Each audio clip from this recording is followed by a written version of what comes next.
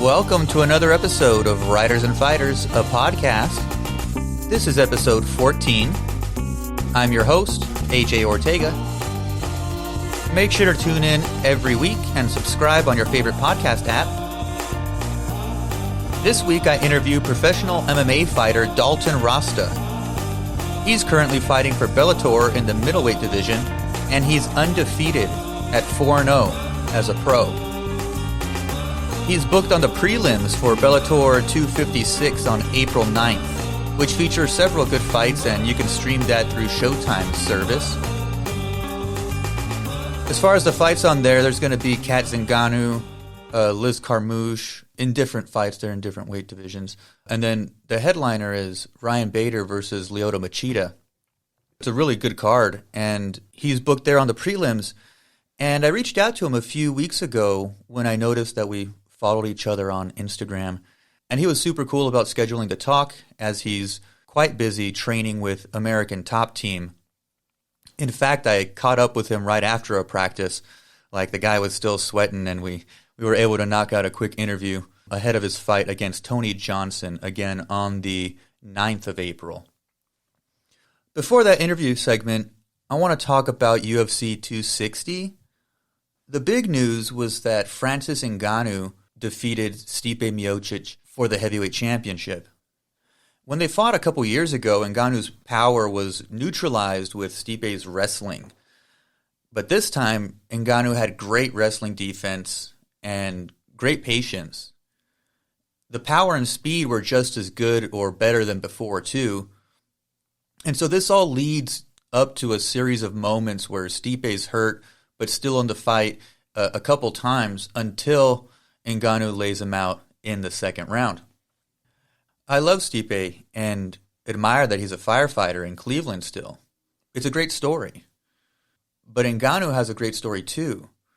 He was working in a sand mine, a sand quarry in Cameroon, his home country, at the age of 10.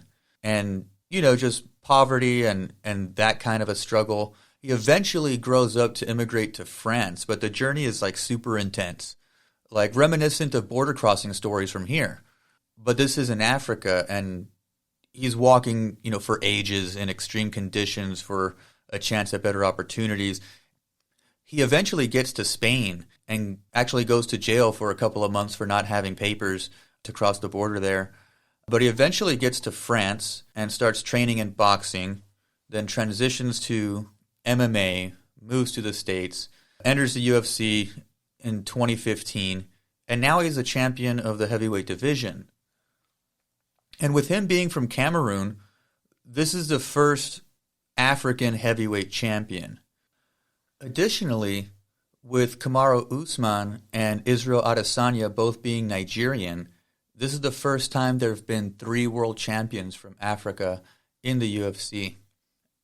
And so that's what I wanted to mention about UFC over the weekend, mostly because I like Ngannou's story, and he's just grown so much as a fighter. Even his English is really good, but he speaks like 3 languages. It's his 3rd language.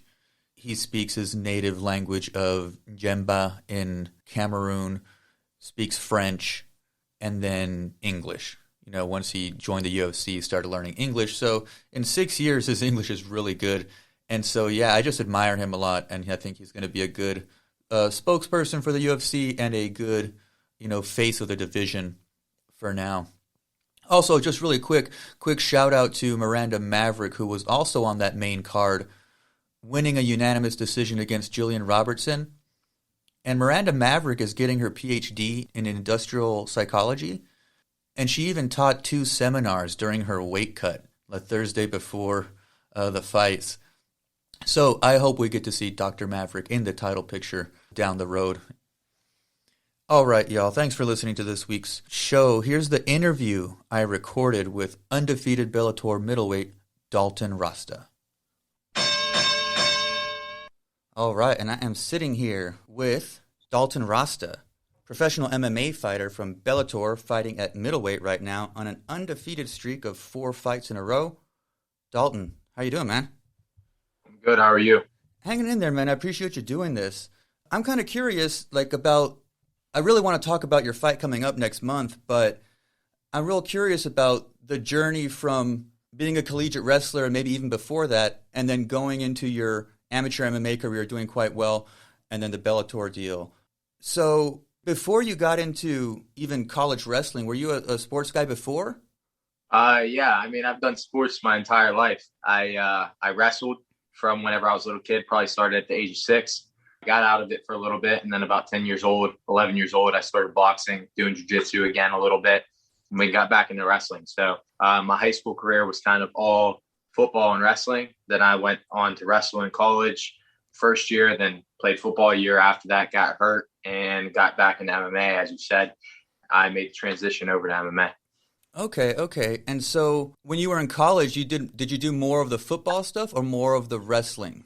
So I started my freshman year at Seton Hill, and I was wrestling, which is Division II. I was wrestling. I went 23-5 on the season. I was doing very well there. Had a knee injury there as well. Me and the coach kind of had a falling out over it, and weren't seeing eye to eye about things. He wouldn't let me go see the doctor, believe it or not, Wow. until the sports doctor at the university approved it and told my coach he needs to go. He needs to go get his knee checked out. It isn't improving. Doesn't have stability. So went and got it checked out. And actually, first day that when I got checked or was supposed to go get checked out, they called me 6:30 in the morning saying they'd have to reschedule. The doctor wasn't out. I walked into practice that day. Coach is like, "Why didn't you go to your doctor's appointment?" I said, "I got canceled." He was like, "It got canceled because you missed it." And I was like, "Coach, with all due respect, no, it didn't. They called me before the appointment. The appointment was at 8 a.m. They called me at 6:30 saying the doctor wasn't going to be in today and they'd have to reschedule."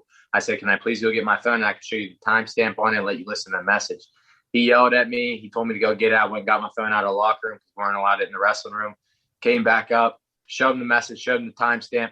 No apology, just looked straight forward. Told me to go put my phone away and get to practice, and came up practice still with a bum knee. And eventually my knee got so bad I couldn't wrestle anymore. So I was doing the bike every day at practice. He was expecting me to do PSACs and everything. And the next week with my knee messed up like it was, and come to find out, it ended up being a torn meniscus. I actually didn't go get it checked out until I was at Youngstown State and had surgery on it at Youngstown State. How much time are you talking there, Dalton? How much time are you talking there from between moving schools and, just getting by on that injury? Probably 3 months before I actually went and got it checked out again because it started giving me problems again. The pain never went away. Okay. I kind of just ignored it and did what I could with it. When it got checked out, they told me it was just torn meniscus at first. As long as it isn't locking up or catching or whatever, that I would be fine. And I didn't quite understood what that meant at the time, but my knee would stiffen up at times where I couldn't really bend it, couldn't move it, couldn't straighten it out the whole way as well. And I went back to the doctor after having issues with that. And they ended up telling that they're like, that's what locking up is. It's locking up on you. You don't have your range of motion. You can't straighten it out. You can't bend it back the whole way. So I ended up getting surgery on it about 6 months later. Then played football still, came down with another knee injury. And that kind of ended my football career. That's whenever I got back in MMA. Okay, okay. And so even before that, you did some striking and boxing training and things like that before collegiate wrestling. And so even with that, what do you think was like a surprising or interesting adjustment you had to make from the wrestling and football world at the college level to now I'm looking at mixed martial arts in the long haul? I mean, like I said, the wrestling was already always there. That's your base. That's your foundation for sure. Yeah, I dabbled in boxing and jiu-jitsu whenever I was younger, so the base was there for those, but it needed progression. After I got hurt with football, I immediately went back to jiu-jitsu. There was a jiu-jitsu gym in my hometown. Started doing jiu-jitsu there, and they're like, "You should compete in MMA. You're really good." I made transition real easy with the base I had, plus my wrestling background, my athletic ability, my strength, explosiveness, everything. I learned quickly. Good attention to detail, stuff like that. Turned around, got a fight in 6 months after training, started boxing again, doing jiu-jitsu, and it took off from there. I mean, I was amateur for 18 months and turned pro and got my deal with Bellator. Correct me if I'm wrong. All your amateur fights you won by KO or TKO? Yes. And so as somebody with a wrestling base, that's one of those things that, I watch your fights and they say, oh, he's a wrestler. But I mean, your striking is one of those things that is keeping these guys at bay and so on. And your record shows that you can finish these guys and not let it go into the judges' hands up until your most recent one, which I thought was a phenomenal performance. At the pro debut, how did that come about? Like, once you do 18 months, that's pretty short. You're on a run. How do you get that kind of attention at the regional level and at the amateur level and then sign with the second biggest MMA company in the U.S.? So, I mean, I feel like the wrestling background in college helped a little bit. Bellator likes wrestlers.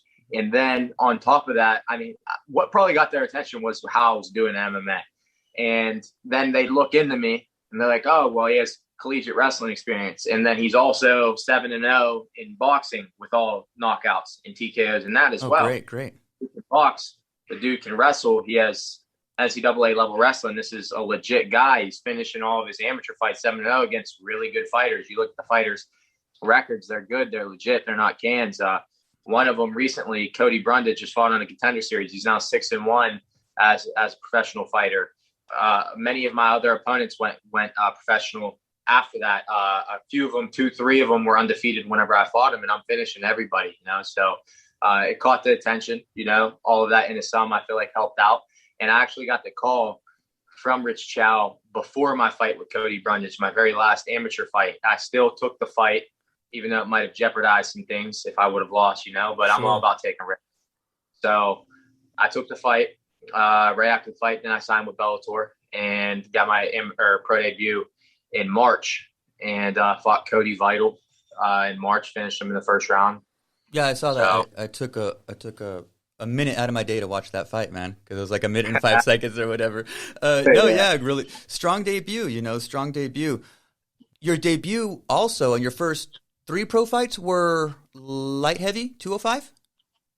First 2 pro fights were at light heavy, yes. Dude, 20 pounds is a lot, dude. And so 185, and you look phenomenal at it. I think that's the move for a while, but that's a lot. Tell me about that move, because you're there, you're winning. What's that decision about, and how does that adjust your training? I mean, so believe it or not, I was never a big 205 pounder. If anything, I was on a smaller side. Anything at best average. Okay. So I'm only 6 foot tall. It's not very tall for light heavy. You look at John Jones, Gustafson, 6'4", 6'5", Johnny. Yeah. I mean, you look at all these guys. There's potential for a lot of height at that weight class, and I mean, that was the one thing, giving up like the reach advantage, and there's still a little bit of it at 185 depending on the opponent, but average height for like 185 is 6 foot, 5'11", and I'm 6 foot tall. So I'm right there, if any, a little bit on the taller side of the average, although you still get taller guys. So that was a big reason for the move. And then on top of that, I was walking around at like 210, so whenever I train twice a day year round, but whenever I'm in fight camp, I'm up in the intensity, up in the conditioning, doing my extra stuff on top of regular practice.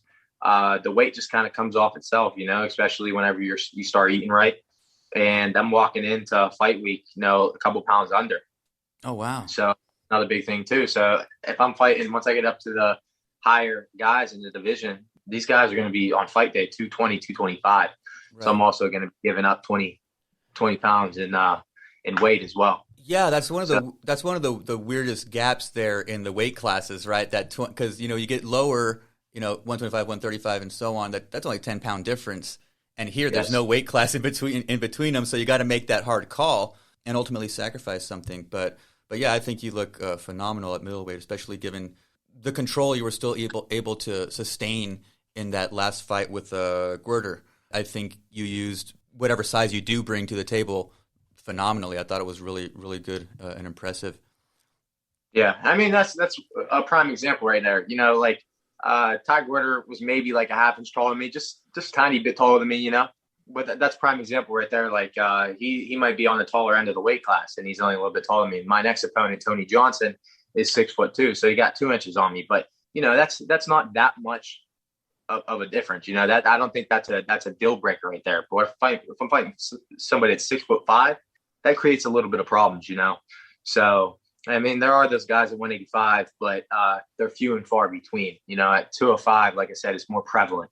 Ty Gwerder, for example, he's 6'1", really, really good striker, but doesn't have the reach advantage. My explosion, I was more explosive than him, even though he's a very explosive and athletic fighter himself. And I could strike with him. I could wrestle with him. I was more muscular than him. I feel like I probably came into the fight a lot heavier than he did. And my wrestling pedigree was better. I had the weight advantage on him. Definitely had the strength advantage, power, everything. So I feel like at 185, there's not many people that can match my God-given attributes. No, I think, I just think that you really displayed that. And again, the advantage in some regard in going those full 15 minutes and showing all the tools. Again, the way you were able to use your weight against the cage, tire him out with that pressure.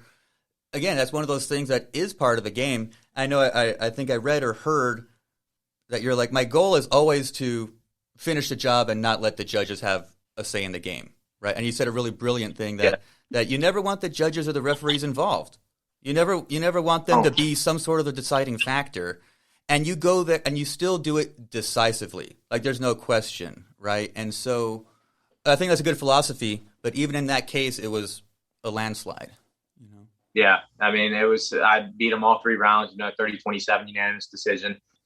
I think you could argue maybe one of those rounds might have been a 10-8, depending on the judges, with all the ground control. And he was throwing a lot on his feet. The only thing that was really landing were the body kicks here and there. But a lot of the punches that looked like they were landing weren't actually landing, And I think the commentators are a little bit biased towards that. But go back and watch. I was about to say that. Film and slow it down. A lot of those shots aren't landing. I'm just slipping my head offline. Yeah, rolling that shoulder. And I just moved back, where he like catches my hand or my shoulder and it knocks me back, not my chin. You say, oh, Gwerder caught him with a nice left hand right there. It's like, he did catch me with it, Yeah, it's one of those things. I watch the fight. Sometimes I watch it with the volume really low or even almost on mute, and so I can watch because sometimes the comments, I'm like, they just need something to talk about. Like, are they just going to pull something out of the air and just run with that? Because part of the story with your fights was specifically that last one was does he have a gas tank and this and that? Yeah. And I'm like, dude, he's a college wrestler. Like, you just grabbed something randomly and ran with it with no evidence for it. Yeah, I can't say I didn't have evidence. My second fight, I gassed a little bit. The way I was fighting, a couple things I did before the fight, a couple injuries leading up to the fight led to that. But I did get gassed a little bit in my second fight. But there's a saying that goes, don't judge me off of my defeats, judge me off my victories. Mm-hmm. Yeah. Or judge me off my victories, don't judge me off my defeats because I have so few. That's one of those things. You take one performance, and yes, I did get gassed in that performance, my second fight against Claude Wilcox. Mm-hmm. But I mean, there was reasons for that. I'm not going to make excuses at the end of the day. I still won the fight. Even if I had not won the fight, I wouldn't make the excuses. But don't judge me off of one performance. You know what I mean? Right. I have the gas tank. I trained my ass off day in and day out. And I can go 3 rounds with anybody at the end of the day. And I think that's something you could see where they have to question it. I'm early in my fight career. You can't blame them for questioning it because it happened in my second fight. All my other fights were knockouts or TKOs, so they're like, oh, this guy's a finisher, but he doesn't have the gas tank to go with it. It's an assumption that you expect most to make. I think it comes also with the territory of the way you look coming in the ring. You were more muscular than Gwerder. They call you Hercules, right?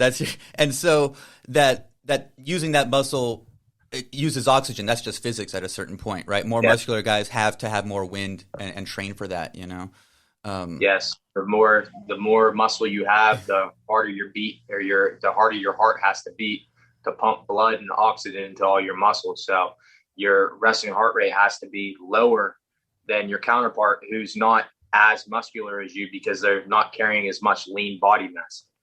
Oh, yeah. Awesome. But yeah, I think you definitely showed that you got all the tools now. And so you came up that decision win and your contract was winding down. I would imagine you'd seem like a pretty lucrative fighter on the market, also for Bellator, for them to kind of, come and figure something out to take care of you. What kind of informed your decision to continue on and keep working with these folks?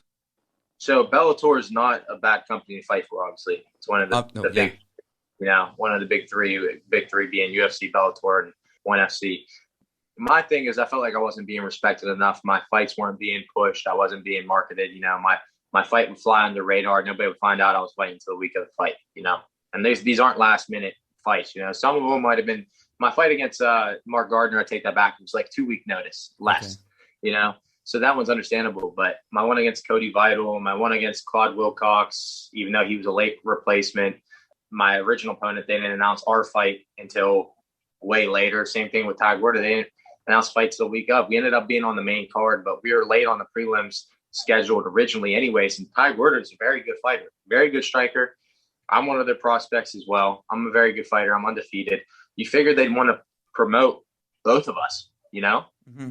For sure. At the end of the day, it's like, what's their method to their madness for like, why aren't they promoting you? And you try to think of every possible reason. It just doesn't make sense. So I felt a little bit disrespected, and I kind of didn't want to re-sign with them for that. I mean, a few things got talked out, and I also have my other offers. ONE FC was interested in me. Very cool. They had some recruiters reach out to me and put some offers out there. UFC wanted me to fight on the Tough, the Ultimate Fighter. I'm sure I could have got a Dana White Contender Series deal if I didn't do that, or just one more fight went straight into the UFC. So, I mean, I had my options out there. That played a part in what took me so long to re-sign, but also another thing that took me so long to re-sign was, like I said, the part where I felt a little bit disrespected. So some talking went on. There was a little bit of push and pull, but we eventually agreed to disagree. That worked out some kinks and re-signed. So we'll see how it goes this time around. I'm not going to sit here and praise them until they show me that they're worth being praised. Right. No, yeah, and that's the thing. It's because you're still looking at your bottom line and stuff like that, right? And business is business, but you also have your integrity. And it was one of those things I maybe kind of noticed about you in seeing your pre and post fight stuff and watching your fights online and this and that. You seem like a guy that wants to give and get respect in this very reasonable kind of way and just be straight up. I thought your call out of Dylan Dennis should have got a little bit more attention. What's the deal with these trolls in combat sports? People that don't really exude this integrity and respect kind of thing, but are kind of trolls and clowns. It's really weird, right? Yeah, it is. That's another thing. Like, after 4 fights with Bellator, I got no post-fight interviews. I didn't get on the mic once, and I see other guys getting on the mic that have 5 losses, they're 5-5, right, 3-3. I'm like, what is this? I'm your undefeated prospect. You claim you're trying to build me up and push me and everything. You're not announcing my fights. You're not giving me any mic time, So I have to call them out on the camera. The camera's right on my face, So I had to get that on there. That was the only way of getting it out there. But if they put me on the mic, I call out people 24/7.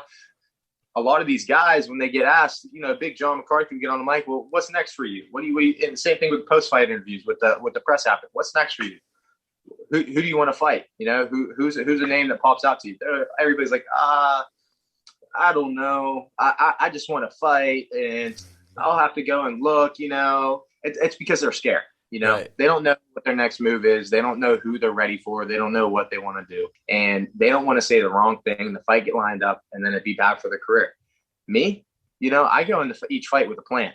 If they really want to build some hype behind fights, and build that, have that build up like the UFC does with their fights and be able to market the fights better, they need fighters that are willing to do that. And I'm one of the fighters that's willing to do that. And my call out of Dylan Dennis, with him being a troll, and he said he'll go on internet and go on social media and call out guys that he can't fight in different promotions, And it's like, dude, you're 2-0. At the time when I called him out, it's like, I'm 3-0. We're 1 weight class apart. You're a Conor McGregor wannabe. Conor McGregor shoots up weight classes. Why don't you jump up a weight class and fight me? Makes sense. You're a black belt jiu-jitsu world champ. I'm just some guy that's 3-0 at Bellator. Come take the fight with me, man. It'd be a no-brainer. Book it, man. It'd be a no-brainer. Again, from the story standpoint, and again, at the same level in terms of record. Like, those are the matches you want to make. And there's a certain story you have to build up there. You promote it a little bit before the fight, and there we're off to the races.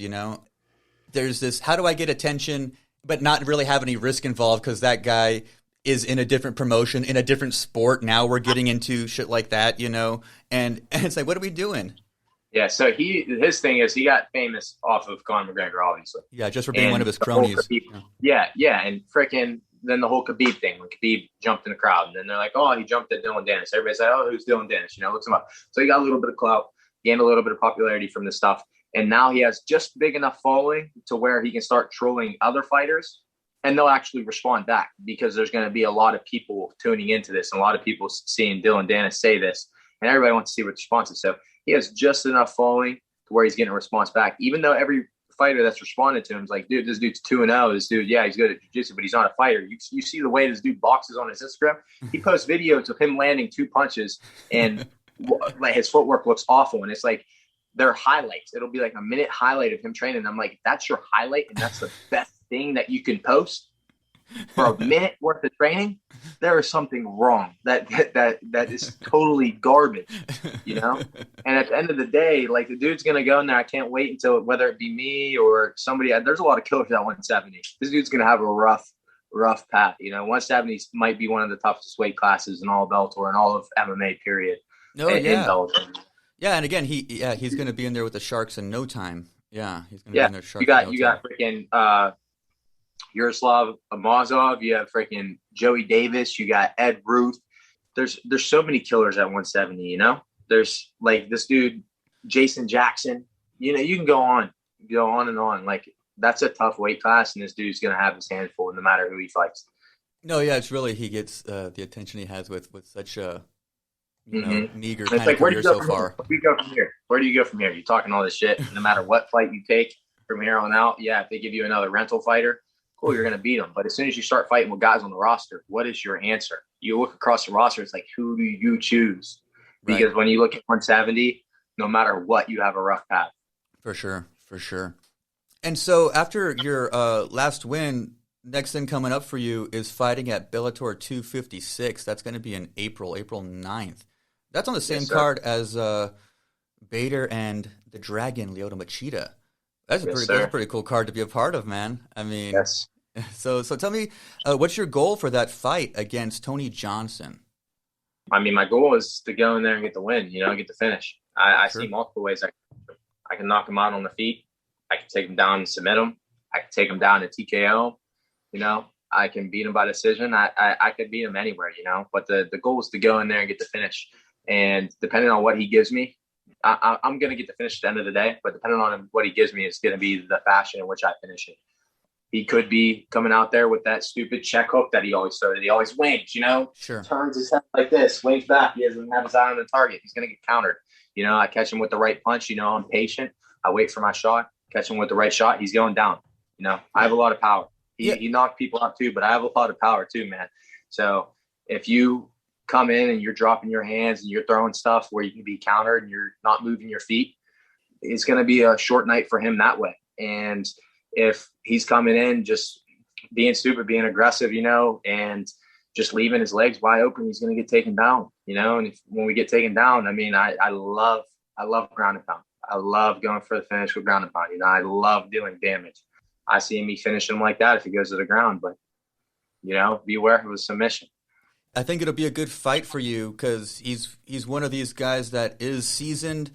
He had his Dana White Contender Series deal. He's coming off a layoff, but has a big win off Joe Schilling.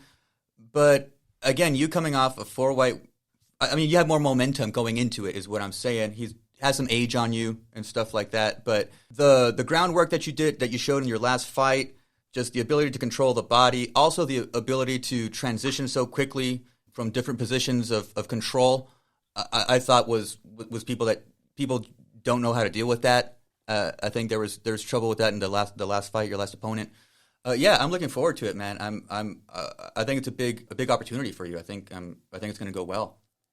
Yeah, for sure. And a lot of people get the false sense of security. It's like, oh yeah, I train with good wrestlers every day. I'm going to be able to stuff the takedown. I start stuffing their takedowns. Yeah, you learn their style, you learn their timing, but my timing's different. And the way I attack takedowns and chain my takedowns and everything's a lot different than who you're training with, so it's a different style for one. And two, like I said, you learn their timing, and everybody and their mom says, like, I train with the best wrestlers and the best fighters on the planet, and I get good wrestling so I can stop the takedown if he decides to wrestle with me. No, you can't. No, Ty Gorder said thing. He trained at Extreme Couture. Every big gym has good wrestlers in it. Every big gym has good strikers in it. Every big gym has good jiu-jitsu guys. Every big gym has good MMA fighters overall.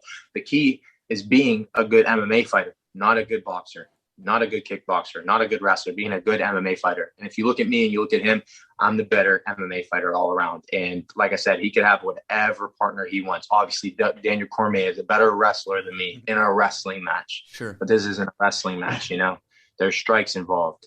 There's a lot of things involved. There's a lot of differences. You're inside of a cage. You're not on the mat. It's different for one. And two, like I said, Ty Gorder said the same thing. Look how many times he got taken down, Was it in that fight I was watching and you shot a double leg and launched this dude, and I thought you were going to throw him through the ceiling, like the way you lifted him up so effortlessly? I watched all four of your fights.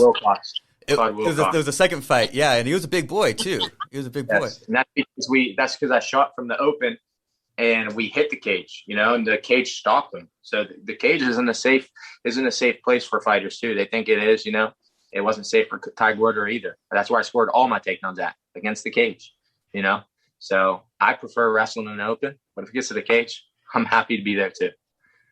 No, nice big slam, and I was like, wow, this guy took this 205er off his feet effortlessly. Yeah, that's some power. Again, like you said, that explosiveness. Yeah, I think it's a great quality you have in your fighting. Yeah, and I'm not afraid to use it.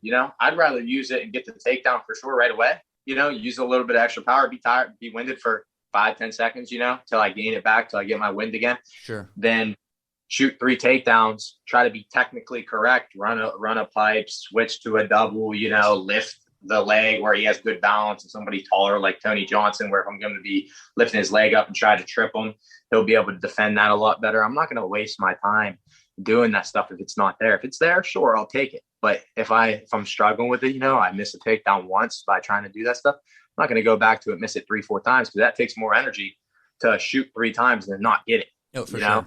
Getting a lift once, There you go. And so, as customary on this podcast, it's called the Writers and Fighters Podcast. Clearly, you are a fighter, so I will ask you, do you do any writing or any reading into books or anything like that by any chance?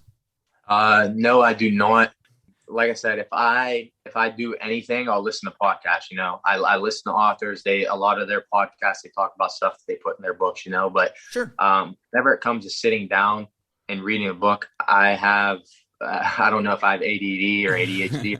Sure. I can't sit still and read a book, and when I get to the end of the page, I have to go back and read what I just read again, because I break the words up. It doesn't come together as complete thought. So there's never been something that really interests me. I like listening to things too, and hearing somebody's voice that resonates with me a little bit better. And so I listen to a lot of motivational videos on YouTube, Eric Thomas, Martin Luther King stuff, believe it or not, Muhammad Ali. Oh, Ali's huge for fighters, of course. Yeah. Mike Tyson, Conor McGregor. There's endless supply of motivational videos on there. Arnold Schwarzenegger. There's so much, and then, like I said, on top of that, you have podcasts, and I watch a lot of videos on technique for fighting, believe it or not. Professional fighter. I have world-class coaches, but you can learn a lot of shit off YouTube. Oh, it's amazing. And be like, well, do you think this will work? Like, I saw this. Like, I want to give it a try. Do you think it'll work? Yeah. It might. Let's give it a try. You do it. It works. Cool. Same thing with watching a fight on like UFC or Bellator or whatever. You see guys fighting for a world title, and they do things that you never seen before. Yeah. If it's working at the highest level, it's going to work for you. I promise you. But you got to find what works for you. What works for somebody else might not work for you. It has to fit your style. So try everything. Throw out what doesn't work, and keep what works. Yeah. No, I think it's great that you mentioned taking in like podcasts and motivational speaking stuff through audio and visual tools, because those things were all written, right? And there's Ali was a great public speaker. I used to be very anti anything that wasn't a physical book. Now I get audiobooks all the time, and and podcasts, and And yeah, so I think that's just a new way to take information. Actually, my last guest, who was a writer last week, we talked about that I even give that to my students. I was like, we don't have to always read a bunch of articles and chapters from books. Here's a TED Talk, here's a podcast episode, and it's the same shit because language is language and communication is communication at the end of the day. Last little bit here I'll ask you, man, is how can people follow you online, support you, and things like that, man? You can follow me on Instagram at Dalton_Rosta, Twitter, Dalton Rosta, and Facebook. You can look me up, Dalton Rosta. It'll pop up. It's Dalton Rosta MMA for my @ name, but you know how Facebook works. It'll show up. Oh, of course, of course. I don't have a YouTube channel, don't have a TikTok, none of that stuff, but I'm a big user of Instagram. So if you want to keep up to date with my fights, I would do that, Instagram. Yeah, Instagram, we will direct people there, man. And we will also get people to watch that Bellator 256 card. It'll be on Showtime. You can watch it through their app and all that stuff. Headlined with Ryan Bader and Lyoto Machida, but you get to see Dalton Rosta and Tony Johnson. We'll be wishing you luck there, man, and keep that winning streak going, all right? Yes, sir. Thank you. All right, buddy. Take care. All right, you too.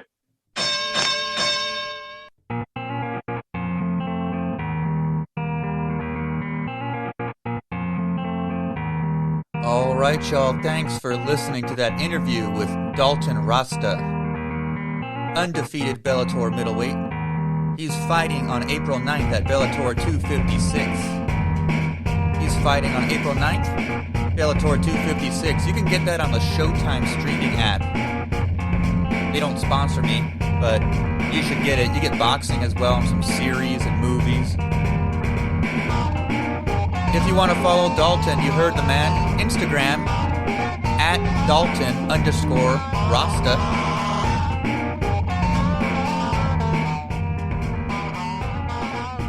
He's also on Facebook if you search his name, Dalton Rosta.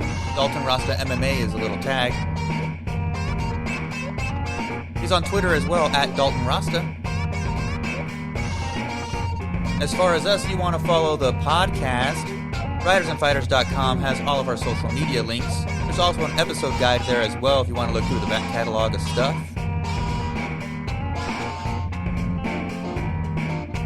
All right, y'all. You guys stay up. Be good. Be good to each other. We'll see you next week.